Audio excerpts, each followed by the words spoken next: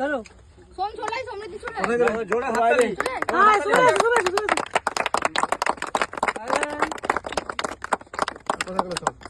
TV পুরে TV India India India লাইটটা কোথায় ইন্ডিয়া ইন্ডিয়া ইন্ডিয়া শুনা কেন লঙ্কা থাকে ইন্ডিয়া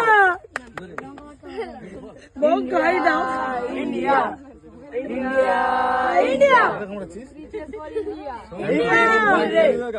লঙ্কা টিভি পুরে আমরা ভারতীয়রা চ্যাম্পিয়ন হয়েছি চ্যাম্পিয়ন্স ট্রফিতে তার নেপথ্যে কিন্তু সবার কিন্তু জীবনে একটা স্বপ্ন আছে যে দেশের হয়ে কিছু করব। আমরা অনেক ছোট, আমাদের এই সবাই শুরু হয়েছে পথ চলা।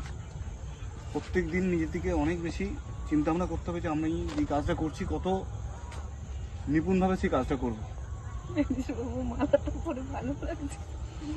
তো ঠিক দেখার মনে থেকে আমি মাঠে এলাম, দিয়ে ওই যা করালো করে চলে গেলাম। প্রত্যেকদিন ভাবতে হবে যে আমি কতটা ঠিকঠাক করলাম, কতটা ভুল করলাম। শুধু এখানেও নয়, স্কুলে যখন যাওয়া হবে সেখানেও। আর খেলাধুলোর তোরে এক্সট্রা সময় লাগে, আমি আগেও বলেছি এখনও বলছি। যেমন স্কুলের পড়াটা স্কুলে শেষ করে নেওয়াটা হলে খুব ভালো হয়, এখানে হলে তাহলে আর একটু বেশি সময় পাওয়া যায়। কীভাবে কি আমাকে আরও ভালো ক্রিকেট খেলা যায়।